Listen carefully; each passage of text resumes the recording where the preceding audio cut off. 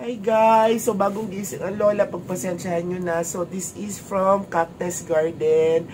Nagbibenta sila ng iba't ibang uri na succulents and cactuses. They are from Facebook. And this one is a very exciting buy kasi this belongs to my collection.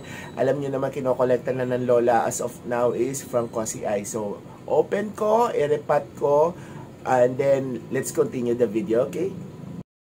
Okay, if you like this kind of video, please do like, share, subscribe to your Lola's channel. Hit that notification button para naman kahit pa paano meron tayong pang something-something sa ating mga halaman. Okay.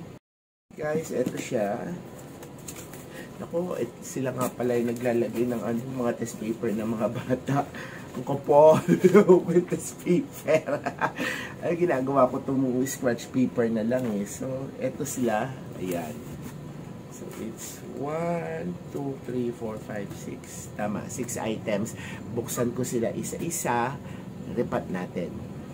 Okay guys, pakita ko lang sa inyo. Tignan nyo yung root system mo.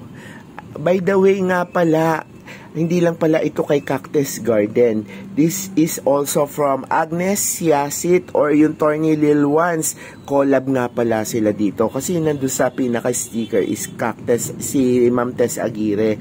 Pero dalawa yan sila. It's from Cactus Garden and then Thorny Lil Ones. Tignan nyo naman kung gaano kaganda. Alam nyo, maganda talaga sila pumili. Ayan o, tignan nyo. Oh, ang ganda ng root system, di ba? So, ita-transplant ko na to para makita nyo ng magandang-maganda. Okay? Okay guys, eto na sila.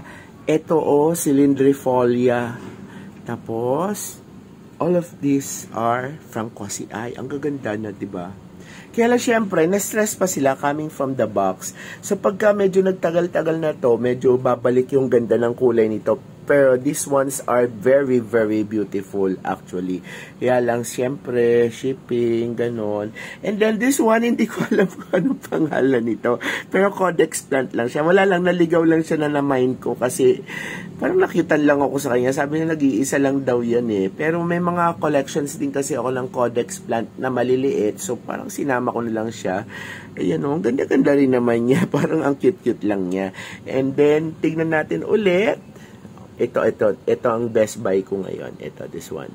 Ang second best buy ko na from Cozy Eye, siguro ito. Kasi naka-spoon type na siya.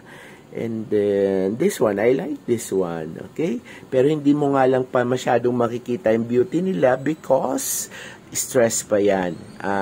After a few days of, you know, thorough na pag-aalaga sa kanila, and then we'll make it more beautiful na. Okay, maraming salamat ulit sa inyo and I hope you enjoyed this video at nakita nyo ang aking mga plant haul from Cactus Garden as well as Thorny Lil Ones. And always remember, happy plant is happy life from Cactus Garden and Thorny Lil Ones.